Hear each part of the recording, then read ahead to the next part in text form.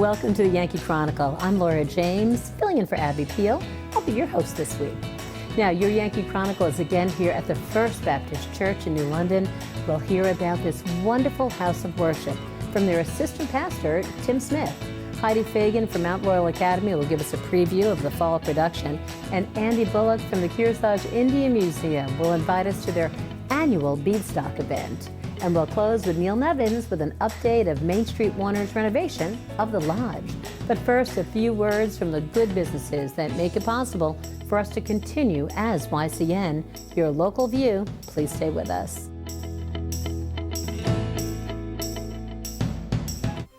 This program is supported by Echo Communications, a digitally integrated commercial printer and mailer located in New London, New Hampshire since 1997, with roots going back much further as the country press, AccuMail, and the home of the Kearsarge shopper. Echo Communications.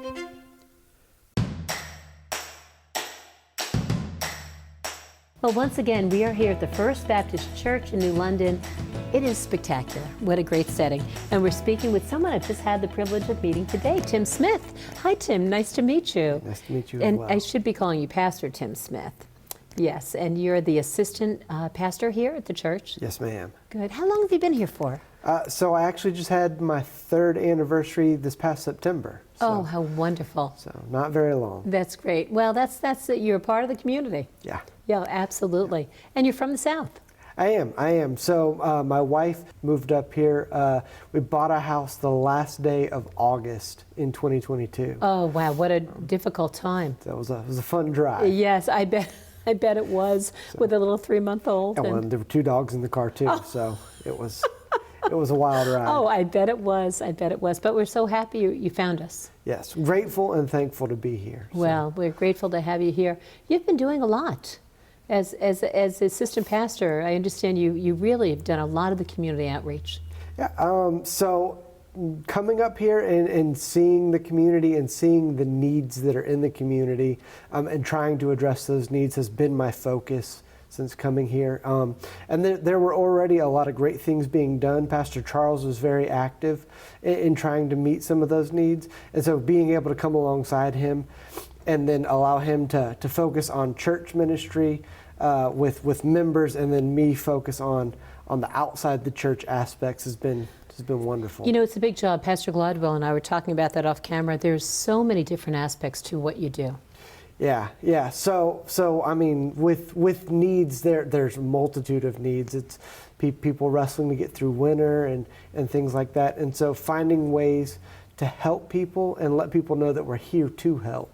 Absolutely. Has been quite a task.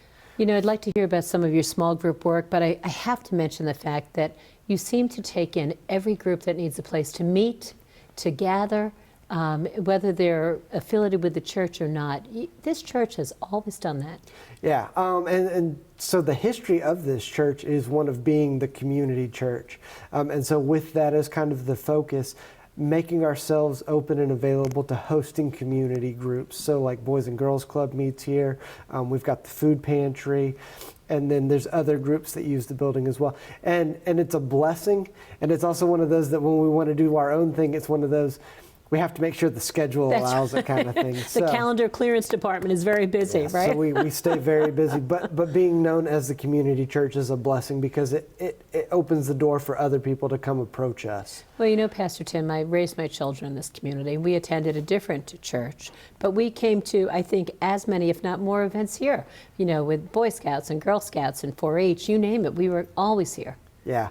Well, and then the ecumenical services that go on. I know the big one here is lessons and carols that we do right before Christmas. Coming up, so excited. Yep. And so just being able to have an impact on people through those different things has been wonderful. Sure. Was it hard to, when you first came 3 years ago, to step in and form some of those small groups, and how did that work? So it wasn't extremely difficult. I think the big thing, and one of the things within the small group ministry that's been very helpful is people's desire to learn more. Because there is a Bible focus within these small groups, and people wanting to understand what the Bible says, how does that impact our daily lives, and so making that easy and accessible has been a big help for drawing people in. Well, you know, Pastor Tim, I think those two words, easy and accessible. You are so easy to talk to and to really just discuss things with. And that's, I think, bringing that to life for people is really important. Thank you. Yeah, yeah. Is that something you do naturally, or did you have to learn that skill? I don't know. I don't want to say it was natural, right. but I would argue it probably comes with practice. That's right. It's like anything, right? Yep. Absolutely. Well, we're so happy you're here, and I'm getting the signal to wrap up my interview, which I don't like doing because we have so much to talk about. But I guess I'd like to end with, what would you like to say to our viewers, and what message do you want to send out? Well, ultimately, I think as a pastor here at this church, my desire is for people to know that God loves them and that He wants a relationship with them, and that if they have questions about that, this is the place to come find the answers. Pastor Tim Smith, we have to wrap it up because now you're making me teary. What a wonderful message. Thank you. We appreciate you greatly. Please keep up the wonderful work in service of our community. Thank you. Great. When we return, Heidi Fagan from Mount Royal Academy will join us with an invitation to their fall production at the Newport Opera House. I'll be back after this message from another business that underwrites your Yankee Chronicle and YCN, your local view. You could become one too. Just email info@ycnnow.com to learn more.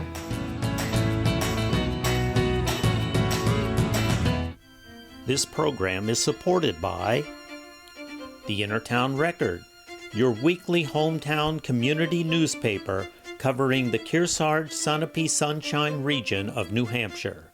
The Innertown Record. Hi, I'm Jim Culhane. I'm the CEO of Lake Sunapee Visiting Nurse Association. We're coming up on some very important dates for Medicare enrollees. Specifically, it's the Medicare open enrollment period, which begins on October 15th and runs through December 7th. A lot of people stick with traditional Medicare. It's what you've been paying into for a considerable period of time. It's robust. It travels with you. You can choose your own doctors. But we realize that there are Medicare Advantage products, may offer some unique perks as well. You can talk to an insurance broker. You may also contact your local ServiceLink office because they have a program to help you navigate the variety of products and find a match that might be best for you. It's important for you to be aware that there are some Medicare Advantage products that may not cover services that are important to you. Services such as home health, which is a crucial part of the continuum of care necessary to help people stay home. Do your research, talk to the people who know and may have some answers and provide guidance. Reach out to ServiceLink as they have a program that can assist.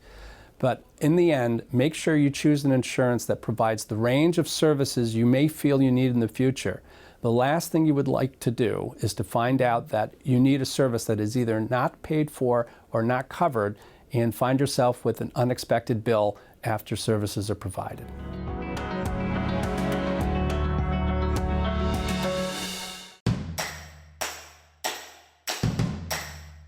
Welcome back to your Yankee Chronicle. I'm your host this week, Laura James, filling in for Abby Peel. One of the education jewels in our area is the Mount Royal Academy in Sunapee. Now, they collaborate with the Newport Opera House to bring student productions to the venue. Tell us more about this fall's production, Heidi. Okay, this is I think it's the 5th production of the Mount Royal Academy Nights Theater program. And we chose Canterville Ghost because our previous production, which was a wonderful show here at the Opera House last March, was The Diary of Anne Frank. And I wanted to try and balance and find something that had a more lighthearted family approach to it. And so I went back through many of the plays that I've directed and thought about what would be a good match, and Canterville Ghost came up. I did it about 10 or 12 years ago with another school, and it was a lot of fun. The kids had a great time with it. It allowed us to really get into some comedy, which is kind of hard to find a good comedy script that's appropriate for junior high and high school, and also one that's new to audiences. So that's why I ended up with the Canterville Ghost. This particular group are students who are grades 6 through 12, And many of them have been in productions here now. Some of them have been in most of the shows, if not all of them. And we have some students that are brand new to theater, which is always exciting. And we don't offer a drama class, but we do have this wonderful drama program, which really reaps a lot of benefits besides just being fun and getting to do a show. They are learning how to, stand up there and speak in a composed manner. They are learning how to project their voices. They are becoming more aware of stories and world events. Some of the students are, learning about the 1950s, which is when we're setting the show. So it's a great learning opportunity, and it teaches a lot of teamwork, and I have found that the kids have really stepped up to the challenge. They are just getting better and better with every show, and it's really wonderful to be a part of that and to help develop that. Mount Royal Academy is a private Catholic school, and it's a wonderful family-oriented community. We have around 210 students between pre-K and 12th grade. And there's students there from not just Catholic families, but other families as well. And I taught there for 3 years, and now I'm here my 4th year as the drama director. And it is such an incredibly vibrant, faith-filled community, which is wonderful. And very friendly, and just a very high emphasis on a really great education. My youngest son just graduated from there last year, and he is in college now, and his teachers are so impressed with what he had learned because he was reading from primary sources and, having classes in logic and rhetoric, and not only that, but just the community of his peers were incredibly supportive and diverse, and he really just found a home there, and it's done him so good.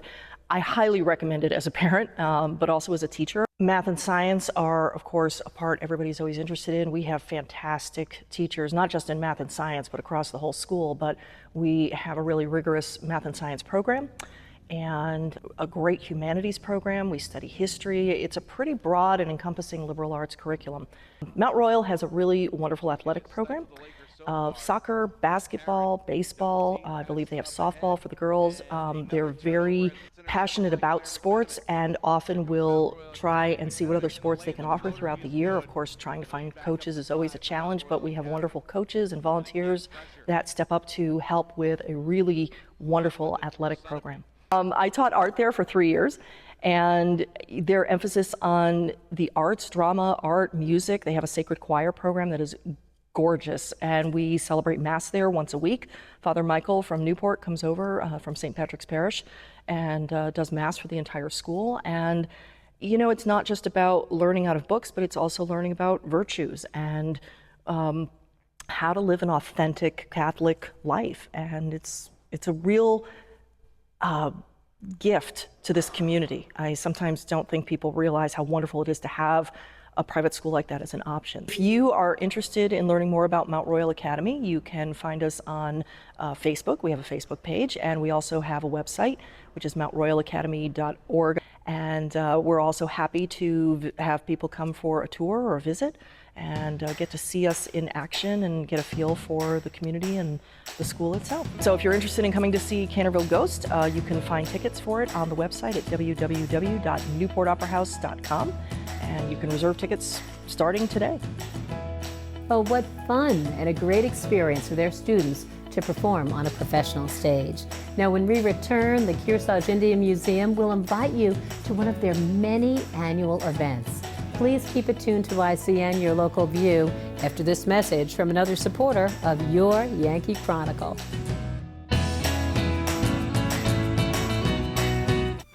This program is supported by H.R. Clough and Kearsarge Heating. Their full-service model offers oil delivery, propane, motor fuels with design, installation, service, and maintenance of all types of oil, gas, and alternative energy systems, as well as air conditioning, water conditioning systems, and their highly trained and friendly staff will assist you throughout the process of buying, installing, and servicing a full line of energy products. H.R. Clough and Kearsarge Heating. Welcome back to your Yankee Chronicle. This week we are presented by the First Baptist Church in New London. I'm Laura James, filling in for Abby Peel, and I'll be your host this week. The Kearsarge Indian Museum hosts many related events each year. Now, coming up is the Beadstock. Tell us more, Andy. Welcome to the Mount Kearsarge Indian Museum, and we're all excited about the Beadstock event, which is our annual event that celebrates beads and beadwork and bead workers from around the world. And a lot of people that come to the museum are surprised to learn that Native people have always used beads that were imported. They didn't actually make the beads, but they would get them in trade through various methods. Most of the beads in the museum are made in Italy. Murano and Venice were wonderful bead suppliers. And then the Native people here in North America have used them to all sorts of wonderful advantage. But the Beadstock event is a celebration of beads from around the world. So it's not just going to limit people to the beads that have been applied by Native folks, but we're going to have the history of beads and lectures that talk about the origins of beadwork and perhaps different manufacturing of beads from different cultures around the globe. So during Beadstock, we'll have a series of vendor tables spread throughout the actual galleries.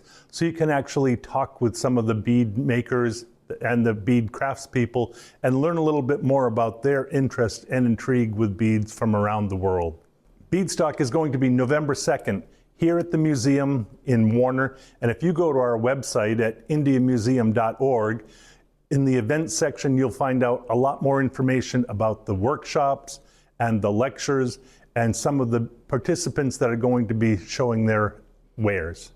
And I'm now joined by Anna Glavis, who's the office manager there. Hi, Anna. Hi, Abby. It's great to talk with you. Yes. Talk about some of the changes to the museum. Well, the big change is that we have recently completed our sustainable energy project. Ooh, exciting. We now have 120 solar panels on our roof. No way. So we're producing electricity, and the heat pumps were just installed in January, so we're also heating the building without using fossil fuels. Wow. This has been a big project, and it's now done, so that's exciting. And then there are some new exhibits planned as well.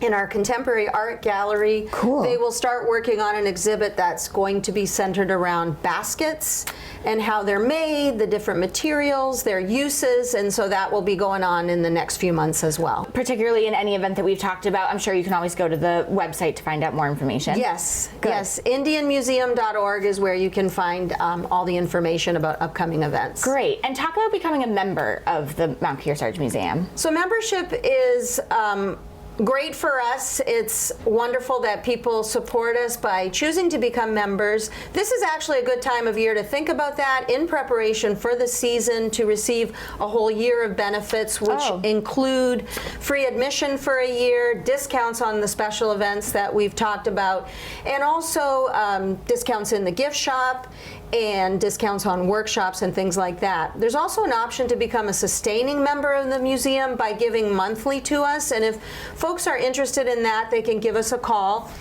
Of course, you can also join online by going to indianmuseum.org and clicking on the membership tab on our website. Officially, we do open on May the 1st, Okay. and we're open from May to October pretty much every day, including the weekends. We are also open weekends in November for Native American Heritage Month. Oh, great. We have 12 acres for people to enjoy both inside and outside the museum. Outside, they can experience the Medicine Woods Trail, the Arboretum. We have a covered pavilion. People can bring lunch. We're only really 20 minutes from Concord, and it's just a wonderful place to visit. It really is such a special place to have right here in not only New Hampshire, but right here in Warner. And there's so much going on there. Yes, there is. So best part is check out your website and stay up to date. There's a lot of wonderful things we talked about today, so that's the best part, to find out all the information. Thank you for joining me and giving us the update. Well, thank you for having Thank me. you. Thank you, Andy. Did you know that they're one of the top Indian museums in the country? Do check them out. Now, when we return, Neil Nevins from MainStreet Warner, Inc. will give us an update on the renovations of the Lodge into a new performance and meeting space. But first, these words from our other good businesses that support programming on YCN, your local view.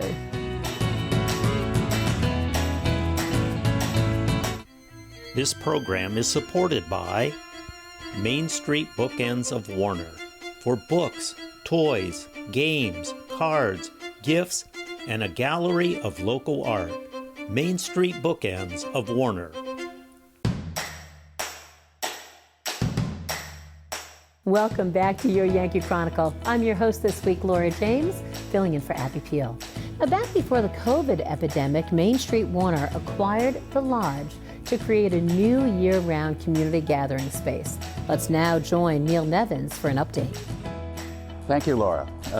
Yes, MainStreet Warner was fortunate to be able to purchase this historic building in 2020 from the Masons.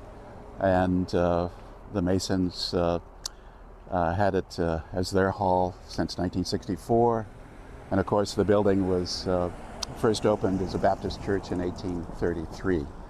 So, wonderful opportunity to restore this historic building right in the center of Warner. And the plans are to create a true community center. Multiple functions, multiple uses, and this part of the building will be a fully functioning community kitchen with meeting space, the main hall, which was the original Baptist church, will be a year-round performance center for MainStreet Warner. I think one of the real features that we're very proud of is that we're going to make this energy efficient. We're replacing the old heating system with a new HVAC system, and we're going to put in place rooftop solar. So we'll be 100% solar. We'll have a battery backup, and we look forward to working with the town to provide emergency shelter, heating and cooling, and with the battery backup, the functional kitchen will be a significant part of their emergency management plan, and we'll be able to work together with the town to make that happen.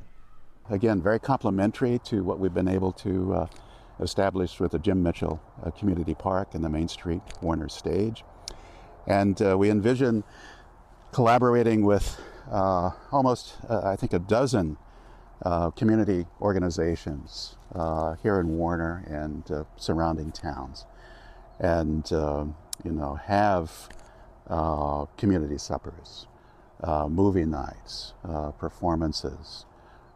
We have a wonderful relationship with Simon's Elementary, which is right behind the building.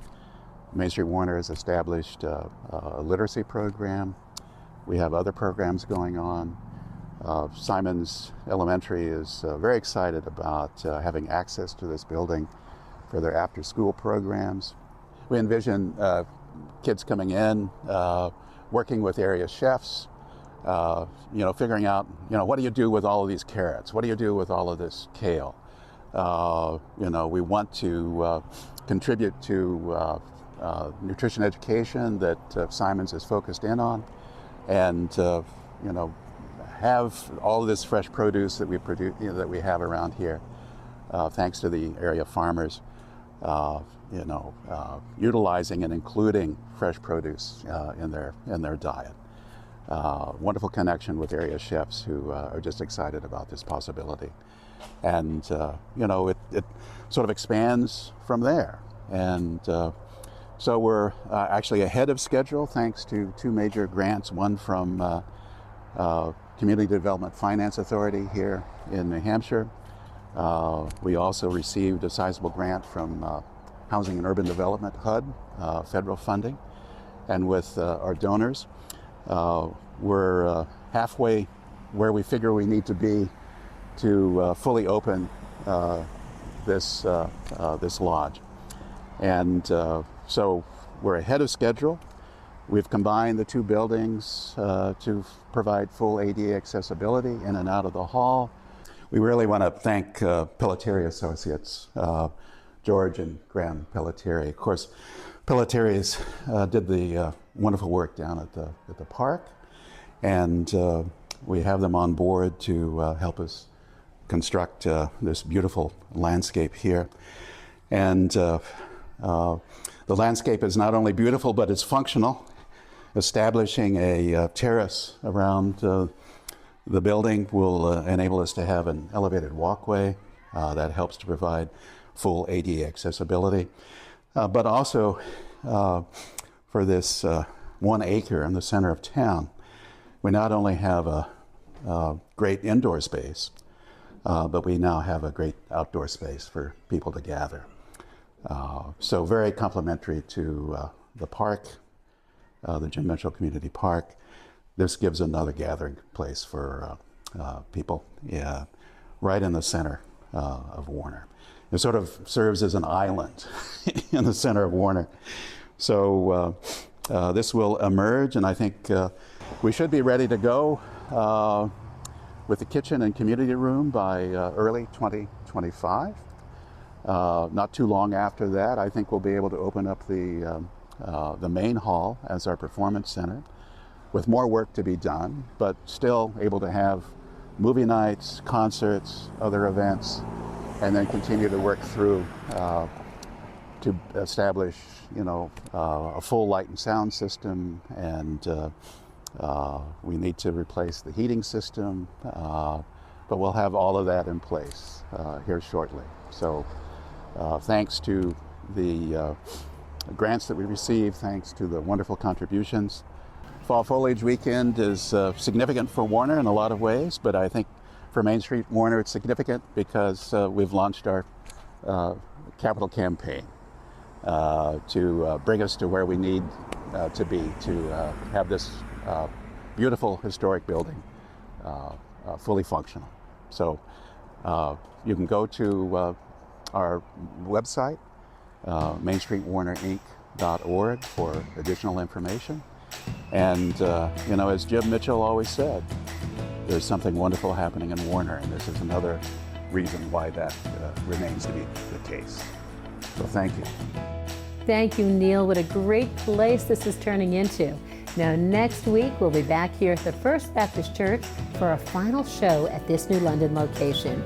Join us then as Pastor Glidewell tells us about and invites us to the annual ecumenical Christmas gathering. We'll meet the artist whose work is now hanging in the Center for the Arts micro gallery in the New London Inn. We'll hear about a housing forum coming up on November 13th in New London. And I'll close the final installation of an interview with Marion Hafner about pre-funeral planning. Now, a program note for you: in preparation for voting, YCN will broadcast a League of Women Voters forum highlighting our candidates for the New Hampshire House, Senate, and Executive Council, Tuesday, Wednesday, and Saturday, starting October 29th at noon and 7 p.m. each day.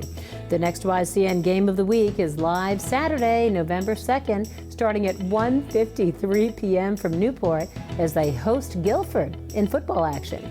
Games replay every Sunday and Monday at noon and 7 p.m. on TDS channels 13 and 1013, Comcast 8, Roku, Apple TV, and for those that don't have cable, we also can see them on ycnnow.com. I'm Laura James. Join us again next week for a fresh edition of your Yankee Chronicle. Have a good weekend, everyone.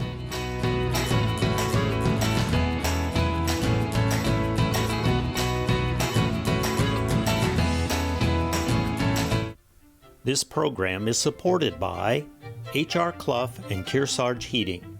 Their full-service model offers oil delivery, propane, motor fuels with design, installation, service, and maintenance of all types of oil, gas, and alternative energy systems, as well as air conditioning, water conditioning systems, and their highly trained and friendly staff will assist you throughout the process of buying, installing, and servicing a full line of energy products.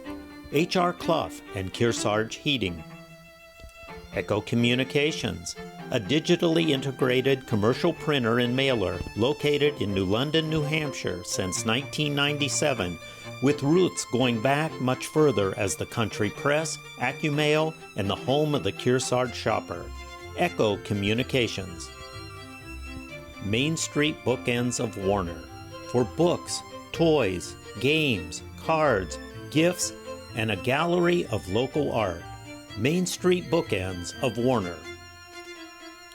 The Innertown Record, your weekly hometown community newspaper covering the Kearsarge Sunapee Sunshine region of New Hampshire. the Innertown Record.